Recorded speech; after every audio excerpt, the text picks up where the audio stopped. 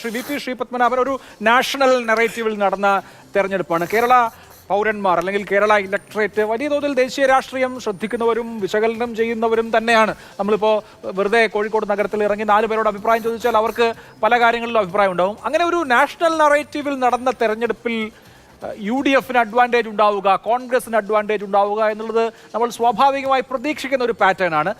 അത് ഇത്തവണയും ഉണ്ടാകുമെന്നാണ് പൊതുവെയുള്ള സൂചന. അതിനപ്പുറത്ത് ഇവിടെ കേരളത്തിലെ ഭരണം വിലയിരുത്തുക, ഭരണവിരുദ്ധ വികാരം ആഞ്ഞടിക്കുക, ഇങ്ങനെയൊക്കെയുള്ള കാര്യങ്ങൾക്ക് പ്രസക്തി ഉണ്ടോ? അല്ല, നിങ്ങളിപ്പോഴും ചർച്ച ചെയ്യാത്ത ചില കാര്യങ്ങളുണ്ട്. കേരളത്തിലെ 34 ലക്ഷം കൃഷിക്കാർക്ക് വർഷത്തിൽ 6000 രൂപ കിസാൻ സമ്മാൻ നിധി കൃത്യമായിട്ട് കിട്ടുന്നുണ്ട്. പെൻഷൻ കൊടുക്കുമ്പോഴത്തെ കൊടുക്കലല്ല കേട്ടോ, കൃത്യമായിട്ട് എന്നാണോ അഖിലേന്ത്യാ അടിസ്ഥാനത്തിൽ കൊടുക്കുന്നത് അന്ന് ഉച്ചയ്ക്ക് 11 മണിയാകുമ്പോഴേക്കും അവരെ മൊബൈലിൽ മെസ്സേജ് വരാറുണ്ട്. കേരളത്തിലെ 1.5 കോടി ആളുകൾ, ഏതാണ്ട് 35 ലക്ഷം കുടുംബങ്ങൾ, 1.5 കോടി ആളുകൾക്ക് ഗരീബ് കല്യാൺ അന്ന യോജന പ്രകാരമുള്ള 5 കിലോ അരി സൗജന്യമായി ഓരോ വ്യക്തിക്കും കിട്ടുന്നുണ്ട്. കേരളത്തിലെ ഏതാണ്ട് 1.25 കോടി ആളുകൾക്ക് പ്രധാനമന്ത്രി ആയുഷ്മാൻ ഭാരതിൻ്റെ 5 ലക്ഷം രൂപയുടെ ആരോഗ്യ ഇൻഷുറൻസ് കവറേജ് ഉണ്ട്. ഇപ്പോൾ ജൽ ജീവൻ മിഷൻ പദ്ധതി പ്രകാരം കേരളത്തിലെ ലക്ഷക്കണക്കിന് വീടുകളിൽ കുടിവെള്ളത്തിൻ്റെ പൈപ്പ് കൊടുത്ത് വെള്ളം കൊടുക്കാനുള്ള പണി ആരംഭിച്ചിരിക്കുകയാണ്. കേരളത്തിലെ നാഷണൽ ഹൈവേ 66 കേരളത്തിൻ്റെ ജീവനാഡി, അത് 63,000 കോടി രൂപ ചെലവഴിച്ച് ഇത് നവീകരിച്ചുകൊണ്ടിരിക്കുകയാണ്. അതിൻ്റെ 90% പണവും കേന്ദ്ര സർക്കാരാണ് കൊടുക്കുന്നത്. കേരളത്തിൽ വന്ദേ ഭാരത് ഓടി. കേരളത്തിലെ 3000 കുട്ടികൾ ഉക്രൈനിൽ കുടുങ്ങിപ്പോയിരുന്നു. ഇന്ത്യയിൽ 24,000 കുട്ടികളാണ് ഉക്രൈനിൽ കുടുങ്ങിയത്.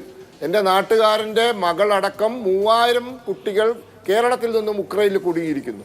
അവരെ ഒരു പോറൽ പോലും ഏൽപ്പിക്കാതെ കേന്ദ്ര സർക്കാർ കേരളത്തിൽ എത്തിച്ചിട്ടുണ്ട്. അപ്പോൾ കേന്ദ്ര സർക്കാരിനൊരു ഗുഡ് വില്ലുണ്ട് കേരളത്തിൽ. കണ്ണടച്ചിരുട്ടാക്കിയിട്ട് കാര്യമില്ല.